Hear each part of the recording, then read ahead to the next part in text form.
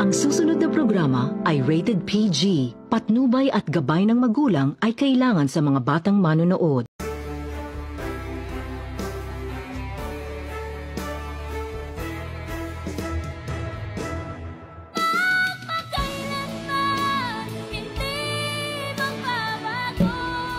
Sa napakagulong mundo, tila lahat naman tayo ay gustong magkaroon ng isang taong mamahalin tayo ng totoo. Hindi ba?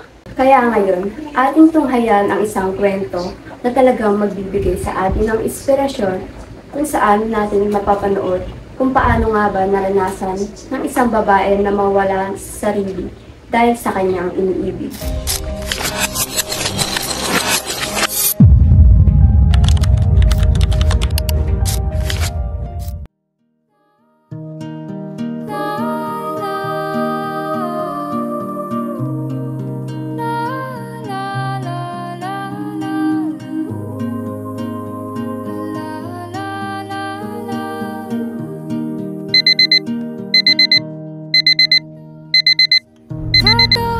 Sa lupa'y para akong inaalon at nalulunod sa batikos ng mundo, sa kung ano lamang ang kaya ko.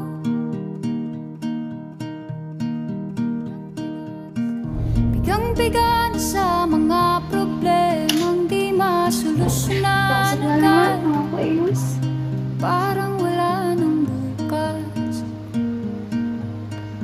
Pwede bang umiwas? Hinahanap ang sarili, ngunit di nakakayanan sa ligaw na dinadaanan ko. Kung saan na to patungo? Saan ako patungo? Dahan-dahan nating simulan muli ang paghakbang. Dahan-dahang tumingin sa salamin upang makita ang ating kagandahan. Dahan-dahang iangat ang mukha upang masilayan ang payapang kalangitan. Oo, pagod ka na, pero di ka nag-isa, kaya't lumaban ka at sabihin, ako naman muna. Kada langhap sa hangin, pansin ko na lagi na lang usok. Walang malinis, halos puro polusyon. Parang ako raw na konsumisyon.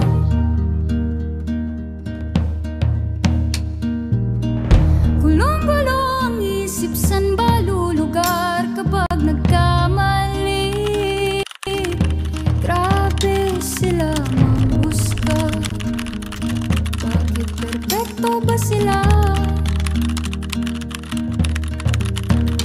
Huminga ka ng malalim at isipin ng mabuti ang mga desisyong ilalaan para sa kinabukasan,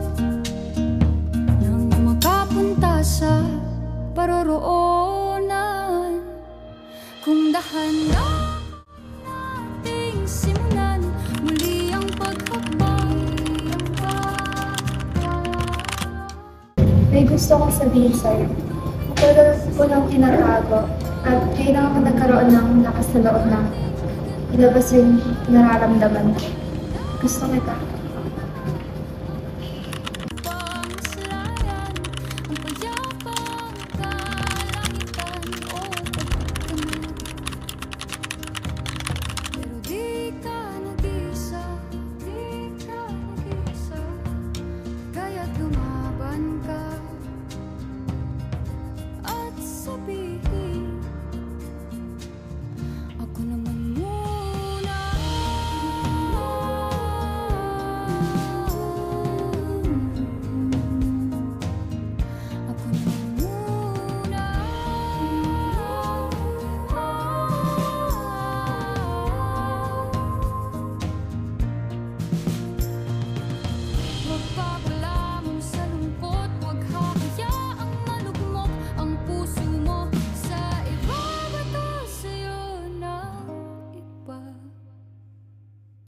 ano sa totoo.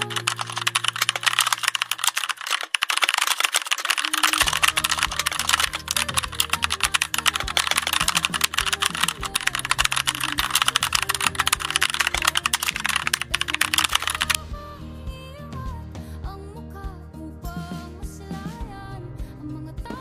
Kylie, ano naramdaman mo sa mga nangyaring iyon? Nalungkot ka ba? Noong mga panahon iyon, pakiramdam ko na wala ako. Hindi ko alam kung sino ako, kung anong halaga ko. Pero sa paglipas ng panahon, natutunan ko na ang pinakamahalagang bagay ay yung pagmamahal sa aking sarili.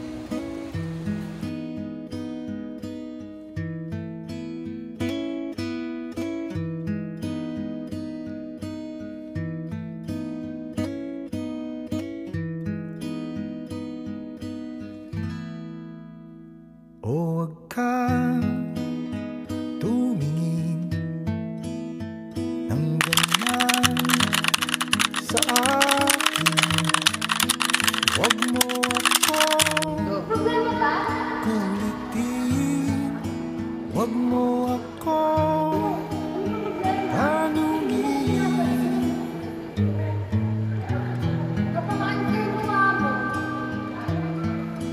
Dahil katulad mo, ako rin ay nagbago. Di na tayo tulad ng dati. Sa simula, puno ng saya at pagmamahal ang kanilang relasyon. Akala niya, siya na ang pinakaswerteng babae sa mundo. O kay tagal din kita minahal. O kay tagal din kita minahal. Two types of marriage. Number one. Ano ba yan? Pagkabisa. Kung Inis.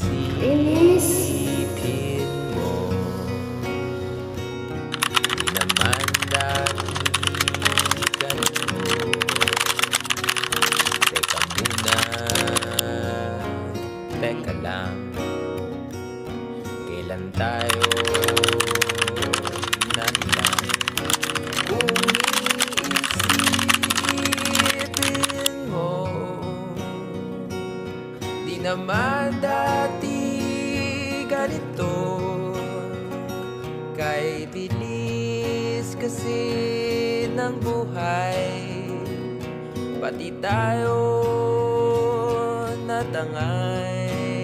Tutuloy ko pa ba ito o papayag mo lang ako na wala na kami? Tagal din kita minahal. O kay tagal din kita minahal. May problema ako. Hindi na kasi ako pinapansin. Okay lang yun. Marami pa namang iba. Tsaka, bata pa tayo.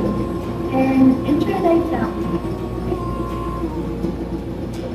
So, ginawa ko naman lahat pero wala talaga. Alam mo na, parte talaga ng buhay yan. Nag-usap na ba kayo about yan? Kaso, nag-iba na kasi siya.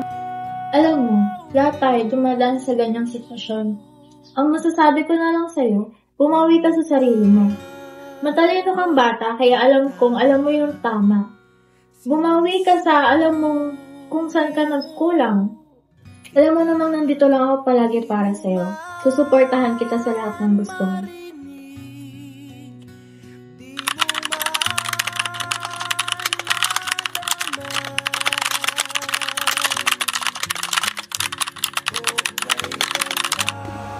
Sa mga taong dumaranas sa parehong sitwasyon, huwag kayong mawalan ng pag-asa.